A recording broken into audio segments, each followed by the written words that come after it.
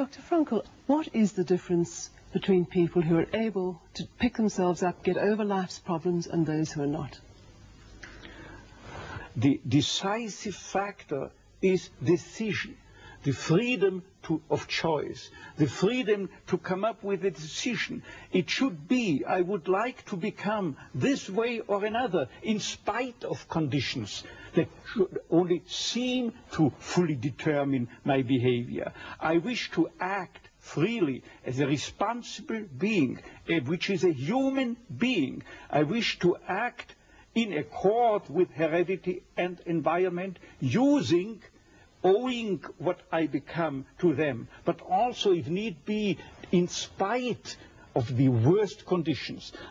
This is exactly what you could watch and witness under severe, extreme conditions of stress, or of tragic conditions. Just think of people living for several years under the worst conditions of prisoner of war camp.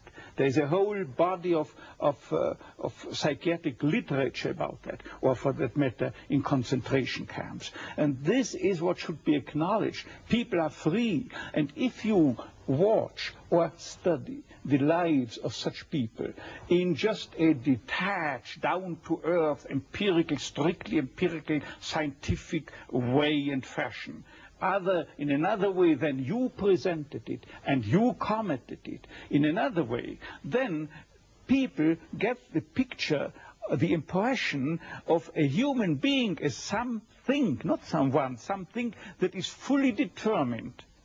Whereas they don't recognize and acknowledge the freedom and the responsibility for themselves, the responsibility for making something or someone out of himself. So your basic philosophy is that life has meaning under all conditions, but how easy is it when there's a sense of hopelessness, a sense of despair, to recognize this meaning?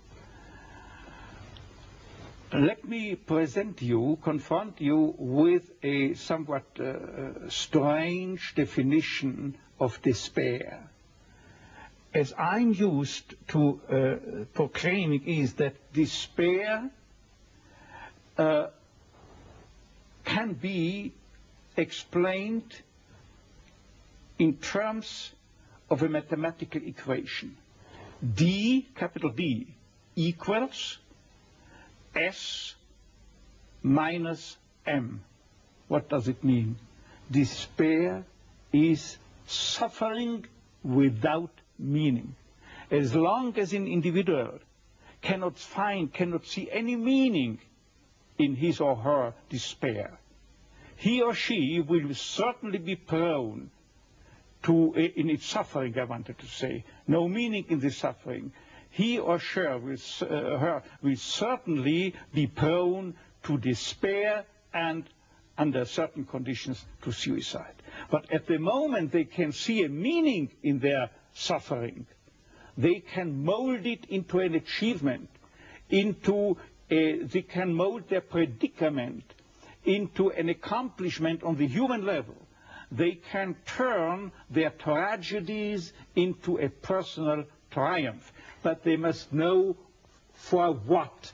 What should I do with it? But if people, like so many segments of present-day society and population, cannot find any meaning whatsoever in their lives, cannot see anything meaningful, they more often than not have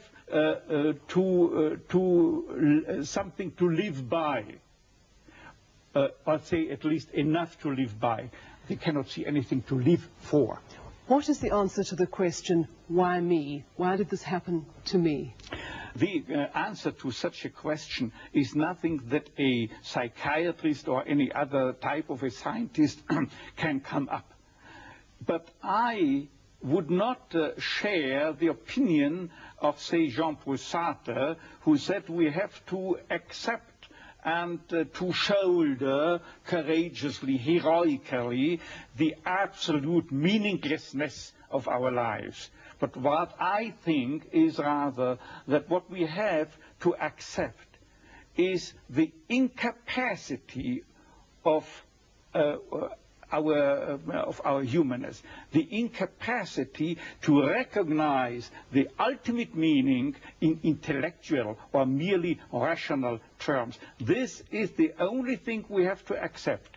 But still, we may believe in an ultimate meaning, but to lead someone, say a patient, to even the way for him to such a belief, to faith, is of course not the business or job to be carried out by a psychiatrist, but rather by a theologian. Tell me, to what extent do you feel we have choices in the things that befall us?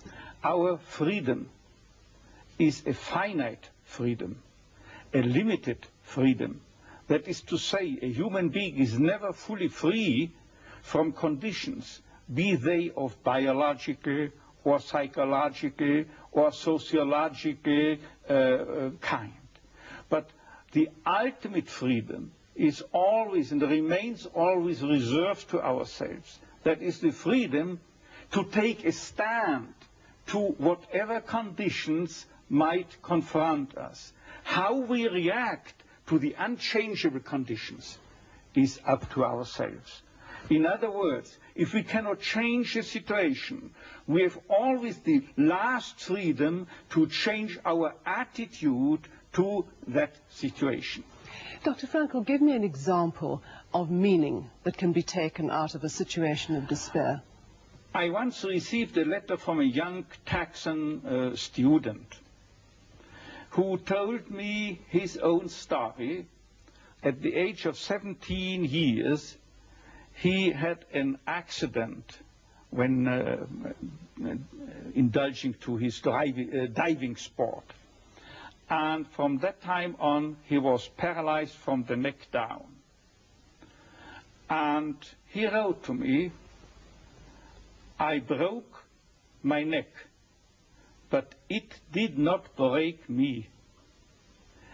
I am at present helpless, and this handicap will remain with myself apparently forever. But I have not given up my studies. I want, because of my own helplessness, to help other people. I want to become a psychologist, to help others. And I'm sure," he wrote to me, "that my suffering will add an essential contribution to my ability to understand others and to help other people." This man, three years later, was invited by me to deliver a lecture, to read a paper at the 3rd World Congress of Logotherapy taking place at the University of Regensburg in West Germany. He was brought in and with his wheelchair by a plane from Texas to West Germany and delivered a lecture under the title, "The Defiant Power of the Human Spirit." The last sentence read, "I know that this is true because that man was me."